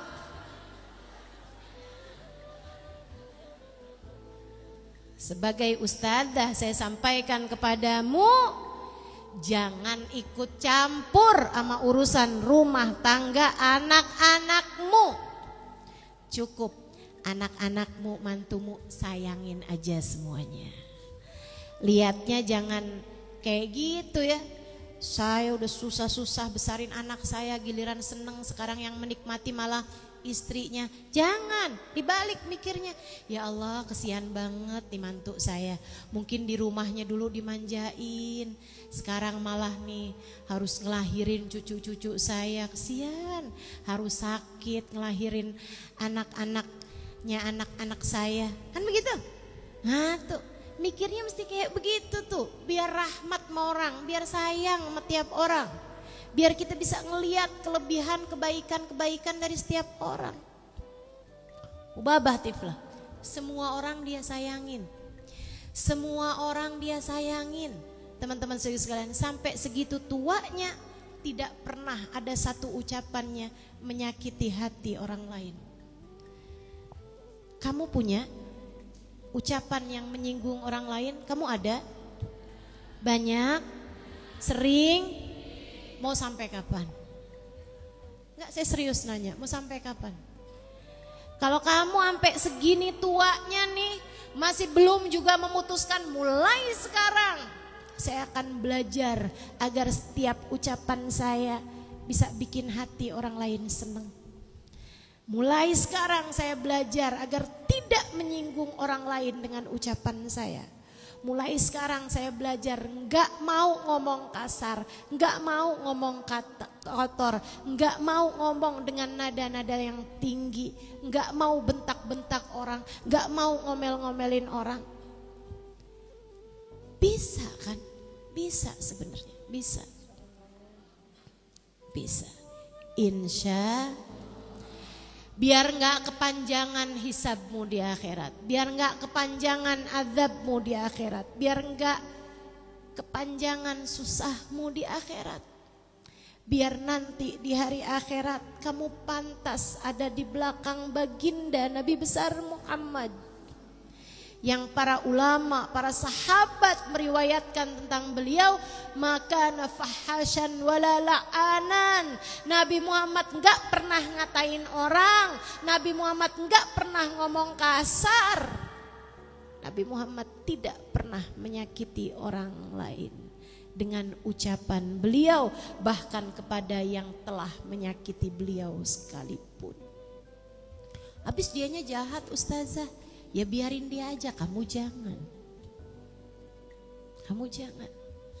Tiap kali mau kasar, mau kotor, mau jahatin orang, ingat, ya Allah udah banyak catatannya. Gak mau saya tambahin lagi ya Allah, gak mau saya tambahin lagi. Umur saya belum tahu nih yang tersisa berapa lama. Karena yang muda-muda sekalipun juga mati besok bisa jadi. Betul? Kamu jangan bilang, saya masih muda, tenang aja dah. Teman-teman saudaraku sekalian saya muliakan, kamu gak pernah tahu umur kamu sampai berapa. Bisa jadi orang yang kamu temui sekarang, yang kamu ngomel-ngomel sama dia, yang kamu keras sama dia, yang kamu sakitin hatinya, bisa jadi itu adalah perjumpaan kamu terakhir dengan orang tersebut. Bisa jadi entah dia yang meninggal, entah kamu yang meninggal. Bisa jadi itu adalah perjumpaan terakhir kamu sama orang tersebut. Belajar buat tidak menyakiti siapapun. Saya belajar, kamu juga harus belajar. Saya belajar, sampai saat ini saya terus belajar. Semoga kamu juga terus belajar. Kita sama-sama terus belajar. Teman-teman sekalian, saya ingat ada seorang sahabat saya. Hari Selasa saya ketemu di Tebet sini, salah satu ada maulid di Tebet. Saya hadir, dia ketemuin sama saya. Sehat. Saya begitu ketemu sama dia, sahabat saya, sangat dekat sama saya. Di awal-awal saya datang ke Indonesia, Jakarta, saya sering barengan sama dia. Tapi belakangan berapa tahun-tahun terakhir, dia kadang-kadang sakit, kadang-kadang nggak bisa, kadang-kadang ada saudaranya yang sakit dan lain sebagainya. Akhirnya jarang-jarang nemenin saya. Saya hari itu ketemu sama dia, saya seneng banget lihat dia. Jadi di jalan mau ke tempat duduk itu, saya samperin dia, saya pelukin dia gitu. Saya pelukin dia, saya kangen sama dia. Terus saya bisikin, saya ngomong sama dia. Dan itu kedengeran sama orang-orang di sekelilingnya. Saya bilang sama dia, saya sayang sama kamu, kamu sahabat saya dunia akhirat. Saya bilang, saya sayang sama kamu dan saya mau berteman, bersahabat sama kamu dunia akhirat. Saya bilang saya sayang sama kamu. Udah tuh, habis itu saya duduk di majelis. Dia juga yang kayak seneng banget gitu ketemu saya. Saya yakin saya kangen sama dia juga kangen sama saya gitu. Saudaraku sekalian, dia itu karena deket sama saya, dia pernah tuh dengerin kajian saya, meninggal tuh paling bagus Jumat, malam Jumat atau hari Jumat gitu. Terus dia pernah dengar juga Nabi Muhammad meninggal Rabiul Awal. Jadi Rabiul Awal tuh lahirnya Nabi, juga meninggalnya Nabi gitu. Dia bilang, Ustazah berarti bagus ya Ustazah meninggal bulan Rabiul Awal. Saya bilang, bagus. Karena Nabi Muhammad kan meninggal juga Rabiul Awal. Terus satu waktu dia dengar keterangan saya bahwa waktu terbaik adalah sepertiga malam yang terakhir. Waktu paling indah adalah sepertiga malam yang terakhir. Hari Jumat subuh saya dapat telepon dia, saya angkat, yang ngomong saudaranya dengan tangisan. Dia bilang, Ustazah, dia meninggal. Kaget banget saya baru ketemu 2 hari yang lalu. Saya tanyain, emang dia sakit? Enggak, dia gak sakit. Bangun jam 3-an, jam 3, terus dia bilang, saya sakit perut, sakit banget perutnya gitu. Akhirnya mau dibawa ke rumah sakit, belum sempat dibawa ke rumah sakit, dia kemudian baring gitu, meninggal dunia.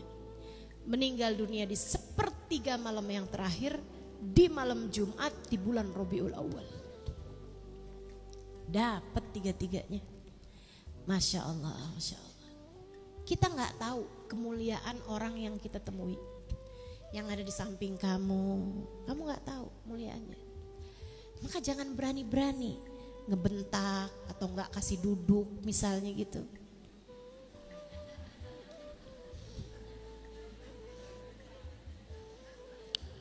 Bu jangan selonjoran Bu, awas kakinya.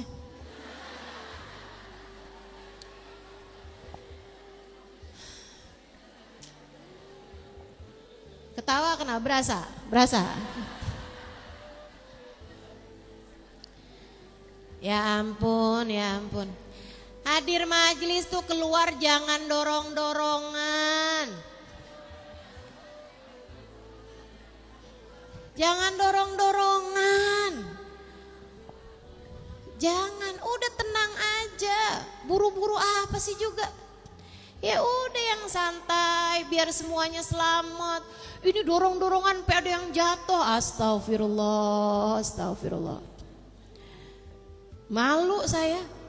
Pintu masjid ada yang rubuh noh. Gak di sini sih. Jangan begitu. Ada yang rusak di sini. Astagfirullah. Jangan. Yuk insyaallah mudah-mudahan jadi orang yang tidak pernah mau menyakiti siapapun, baik lewat ucapan maupun lewat perbuatan. Insya. Masuklah saya di situ, ya kan? Saya nggak tahu yang mana dia nih Hubabah Tiflahnya nih. Sampai Ustaz Zainab tarik tangan saya, ketemuin ada seorang perempuan yang nggak ikutan nyambut saya nggak tahu. Maksudnya saya awalnya nggak tahu kenapa dia nggak nyambut saya gitu, kayak nggak hormat sama tamu kan. Yang lain-lain tuh semuanya yang kecil, yang gede, yang tua, semuanya ikutan nyambut gitu. Tapi dia nggak, dia duduk aja gitu kan, sambil senyum-senyum. Saya pikir kenapa nih? Ternyata karena dia buta. Kebayang nggak? Susahnya hidup orang yang miskin dan buta. Segitunya tidak pernah menyakiti siapapun. Biasanya orang tuh kalau dikasih sakit suka rada gampang nyakitin orang.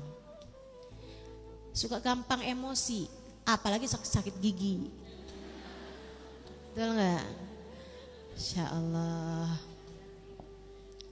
Sehingga sekalian, dia nih sakit gitu kan, sampai matanya jadi buta. Segitunya, Masya Allah. Itu bibirnya senyumnya lebar banget. Terus Zainab deketin dia kan, terus nanyain kayak halik Hubabah Tiflah gitu. Alhamdulillah khair, alhamdulillah. Rabbuna karim, alhamdulillah. Jadi orang tuh mesti kayak gitu Bu. Jangan kalau tanyain apa kabar, utang nih banyak. Gimana kabarnya? Ini sakit itu nih. Ya ampun, kayak semua orang harus tahu penderitaan kamu gitu. Harus tahu kesusahan kamu. Gak usah. Orang tuh biarin tahu kamu bahagia, kamu senang. Kan begitu ya? Orang tuh biarin tamu tuh taunya tuh kamu tuh punya. Gitu. Kalau kamu punya bagi. Biar sedikit-sedikit kamu punya makanan bagi sama orang lain gitu. Jangan kalau mau makan tengok kanan kiri pas gak ada yang lihat hap. Ya Allah. Bu. Mari mentertawakan diri sendiri. Sedih bener ya. Keadaan kita nih belajar terus. Insya Allah, belajar punya hati dermawan, belajar punya hati yang baik. Hubabah Tiflah. Akhirnya Ustaz Zainab cium tangan gitu kan sama dia. Terus Zainab Al-Khatib. Hubabah terus pegangin mukanya gitu. Saya pikir buat ngingetin lagi nih Zainab yang mana gitu kan. Ya hayya wa sahla bi Zainab, ya hayya wa sahla bi Zainab. Senang banget dipelukin Ustaz Zainab sama dia gitu cukup lama gitu kan. Ustaz Zainabnya sampai senang banget gitu, kayak berasa jadi anak ketemu sama ibunya atau jadi cucu, bahkan ketemu sama neneknya gitu yang sangat sayang sama dia gitu. Abisnya itu terus Ustaz Zainab iniin saya tuh, deketin saya, terus dia bilang Hubabah, sambil tangan saya tuh ditaruhin ke tangannya Hubabah gitu. Hubabah, hadi Halimah Al-Aidrus ja'at min Indonesia talabil ilm. Hubabah hiya ja'at talibatul ilm syarif, masyaallah alaiha id'ilaha. Gitu kan. Hubabah ini nih katanya Halimah Al-Aidrus datang dari Indonesia nih, dia datang ke sini mau nuntut ilmu, mau belajar gitu kan. Doain Hubabah, doain gitu. Hubabah pegang tangan saya, pakai tangan kanannya tentu saja. Saya salaman sama beliau, saya cium tangannya. Kemudian tangan kirinya tuh beliau raba-raba muka saya, kayaknya mau ngebayangin gitu. Oh, nih anak ternyata hidungnya pesek gitu. Oke. Kayak dia pegang-pegangin gitu muka saya. Dan teman-teman subhanallah loh, beliau nggak punya gitu kan. Tapi tuh nggak yang tangannya juga bau gitu, enggak. Wangi tangannya gitu. Ketika punya sesuatu kelebihan harta gitu yang dipakai beli tuh minyak wangi gitu kan. Nah, kalau kita tambahan deodoran, ya kan gitu ya. Ya itu, kita nggak punya boleh tapi harus wangi tetap ya. Terutama mandi kan begitu tuh. Tuh dia pegangin tuh muka saya, disentuh-sentuh muka saya gitu sambil dia sepertinya membayang-bayangkan gitu. Ya hayya wa sahla bi Halimah, ya hayya wa sahla bi Halimah, kayak gitu. Dia bilang selamat datang Halimah, selamat datang Halimah, ya hayya wa sahla. Saya ngerasa kayak disayang banget gitu. Siapa saya buat dia gitu, tapi dia sampai kayak segitunya gitu. Ya hayya wa sahla bintal Aidrus, ya hayya wa sahla bi Halimah gitu. Terus habis itu beliau tangannya kan udah tuh habis dia pegang-pegang saya gitu ya, berusaha membayangkan seperti apa rupanya. Terus tangannya itu diletakkan di dada saya. Beliau kemudian mulai doa. Dia bilang Allah ma yu'adzibu Syia binti, Allah ma yu'adzibu Syia binti, Allah ma yu'adzibu Syia binti. Semoga Allah tidak pernah menyusahkanmu nak, semoga Allah tidak pernah menyengsarakan hidupmu nak. Dia panggil saya binti, anak saya. Anakku, semoga Allah tidak pernah menyengsarakanmu nak, semoga Allah tidak pernah menyengsarakanmu. Dia terus doa kayak gitu. Saya pikir udahan nih, udah kayak berapa kali diulang-ulang. Enggak teman-teman, dia terus doa Allah ma yu'adzibu Syia binti, Allah ma yu'adzibu Syia binti, Allah ma yu'adzibu Syia binti, Allah ma yu'adzibu Syia binti. Dia doa tuh terus aja sambil dengan suara parau dia nangis. Teman-teman doain saya, Allah ma yu'adzibu Syia binti, semoga Allah tidak pernah menyengsarakanmu ya nak, semoga Allah tidak pernah menyengsarakanmu ya nak. Allah la tu'adzibha ya Rabb, la tu'adzibha ya Allah, jangan pernah siksa dia ya Allah, jangan pernah susahkan dia ya Allah, jangan sengsarakan hidupnya ya Allah. Aku minta padamu ya Allah, jangan sengsarakan dia ya Allah, jangan sengsarakan dia ya Allah. Terus doain kayak gitu nggak berhenti. Membuat saya yang asalnya cuma sekedar bilang amin, amin. Lama-lama saya ikutan nangis juga barengan dia. Saya pikir ya ampun, saya yang bikin dosa, saya yang pantas disiksa. Kenapa ada orang yang bahkan saya baru ketemu beberapa detik, beberapa menit, kemudian mendoakan saya seolah-olah saya adalah cucunya, seolah-olah bahkan dia yang kayaknya habis ngerjain dosa gitu. Saya yang bikin salah, saya yang jadi anak yang gak benar, saya yang jadi perempuan yang punya banyak dosa-dosa kepada Allah SWT. Saya bahkan gak pernah waktu itu mendoakan ampunan buat diri saya seperti perempuan ini mendoakan buat saya. Saya jadi merasa begitu durhaka. Saya merasa begitu dolim kepada diri saya. Ya Allah, saya yang bikin dosa, saya gak pernah minta ampun sampai segininya. Ini perempuan gak pernah kenal sama saya, mintain ampun buat saya. Dan secara spesifik dibilang jangan pernah sengsarakan hidupnya ya Allah. Emang kenapa? Kalau hidup saya sengsara, apa ruginya buat kamu? Kamu gak rugi apa-apa. Hubabah Tiflah gak rugi apa-apa kalau Allah menyengsarakan saya. Segitunya dia mendoakan saya dengan penuh khusyuan, sampai dadanya naik turun. Sampai dadanya naik turun, sampai beliau bilang Allah ma yu'adzibu Syia binti, ya Allah la tu'adzibha ya Rabb, la tu'adzibha ya Allah, jangan siksa dia ya Allah, jangan susahkan hidupnya ya Allah, jangan susahkan hidupnya ya Allah. Kayak 15 menit, 20 menit saya gak tahu, lama banget. Kayak di saat yang gak berujung gitu. Saya merasa seperti sedang dibersihkan dengan sebersih-bersihnya. Saya ngerasa seperti sedang didekap dengan kasih sayang yang luar biasa. Saya ngerasa seperti sedang dihadiahi dunia dan seisinya. Saya merasa seperti sedang dihaturkan kepada Allah, dimohonkan syafaat di hadapan Allah agar Allah tidak menyengsarakan hidup saya selama-lamanya. Sampai sudah lama dia doain, akhirnya berhenti juga. Begitu berhenti gitu, terus mereka bilang, "Ishrobi Halimah, ishrobi."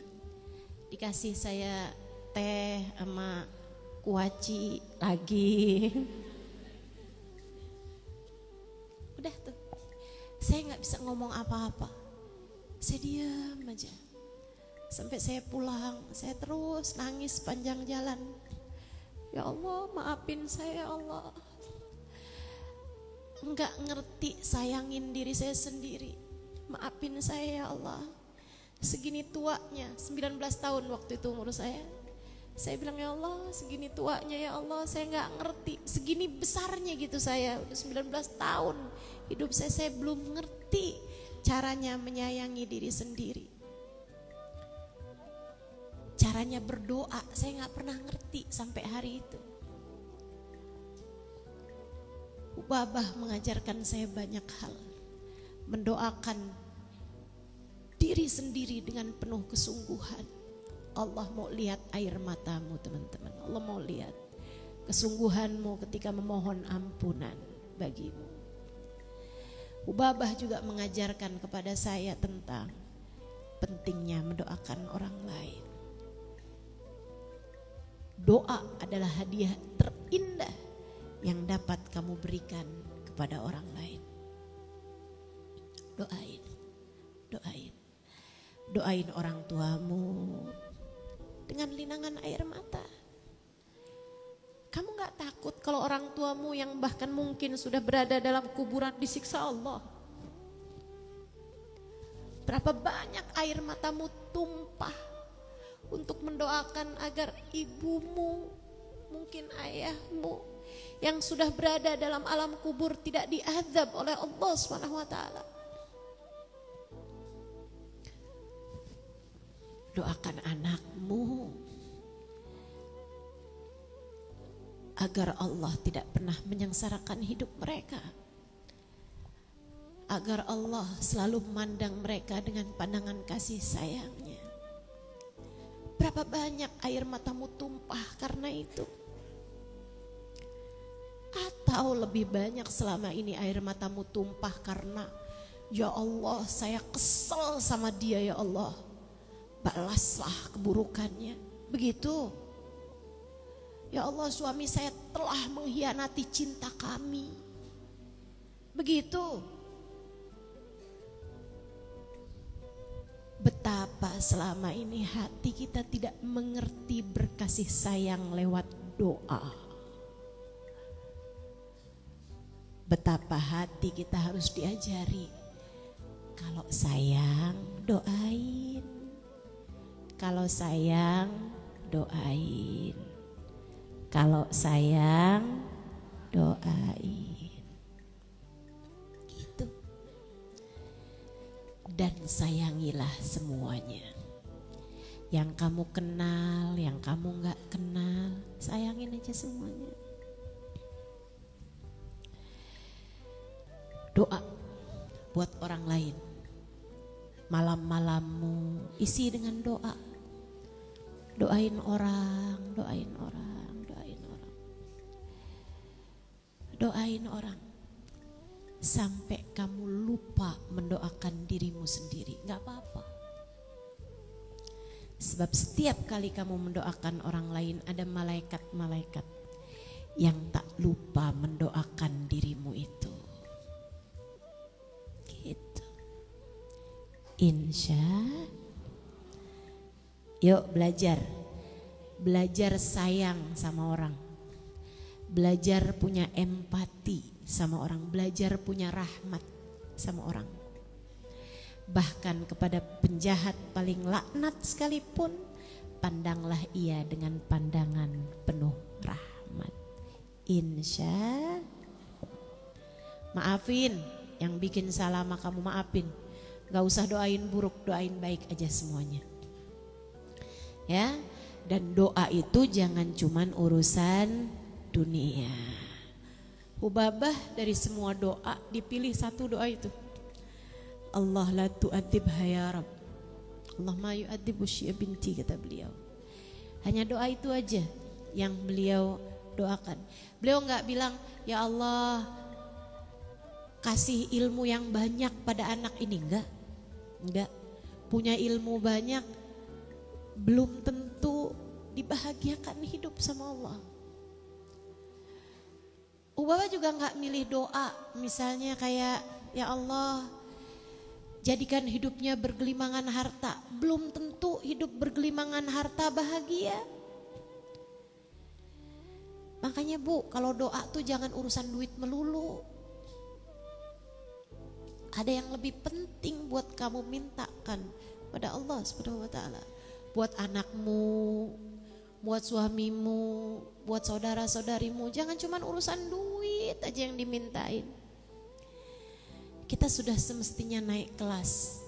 Kita memikirkan buat dunia dan akhirat kita agar Allah selalu merahmati kita, agar selalu Allah menyayangi kita, dengan agar Allah Subhanahu wa taala tak sampai hati menyengsarakan kehidupan kita dan keluarga kita, dunia dan akhirat kita. Insya Rabbana zalamna anfusana wa illam taghfir lana wa tarhamna lanakunanna minal khasirin.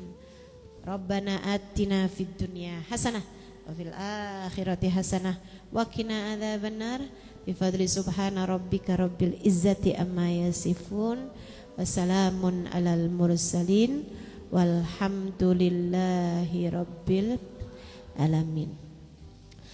Ada beberapa pengumuman yang ingin saya sampaikan. Yang pertama, bulan depan saya nggak tahu kalau itu adalah tanggal di mana akan dilaksanakan acara haul Syekh Abu Bakar bin Salim di Jakarta, di Cidodol tepatnya. Kalau itu adalah tanggal yang sama dengan kita buat kajian, berarti bulan depan kita akan menghadiri acara haul dan majelis ini diliburkan. Kalau tanggal itu adalah tanggal yang sama dengan perayaan haul, ya. Masih belum jelas karena menyesuaikan dengan kehadiran guru kita bersama, guru saya Sayyidil Habib Umar bin Hafid. Jadi silahkan nanti lihat pengumuman yang akan saya taruhkan di media sosial saya, terutamanya di Instagram, ya. Silahkan lihat itu. Kemudian pengumuman yang kedua, saya sangat berharap teman-teman keluar dalam keadaan rapi, dalam keadaan tidak dorong-dorongan seperti yang tadi saya sampaikan. Dan juga mohon untuk sampahnya dibawa. Jangan tinggalkan apa-apa di majelis-majelis kita kecuali dosa. Kalau mau ada yang ditinggalin, tinggalin dosanya aja. Keluar dengan bawa ampunan. Amin. Keluar dengan membawa ampunan. Amin. Jadi jangan tinggalin sampah di tempat ini dan di majelis-majelis manapun, ya. Saya harapkan kita semuanya bisa sama-sama menjaga kebersihan. Baik, kemudian yang ketiga saya ucapkan terima kasih kepada segenap tetangga-tetangga yang telah membantu terlaksananya acara pada hari ini. Terima kasih semuanya untuk tetangga-tetangga yang telah buka rumah, menyiapkan halaman rumahnya, dan juga ada sebagian yang membuka bahkan gerbangnya untuk teman-teman kita duduk di sana. Saya ucapkan terima kasih yang sebesar-besarnya. Semoga Allah Subhanahu wa taala membalas segala kebaikanmu dengan kebaikan berlipat ganda. Dan juga kepada semua yang hadir, terima kasih atas kehadirannya. Salam sayang dari saya. Terima kasih semuanya. Billahi taufik wal hidayah. Wal afu minkum. Wassalamualaikum warahmatullahi wabarakatuh.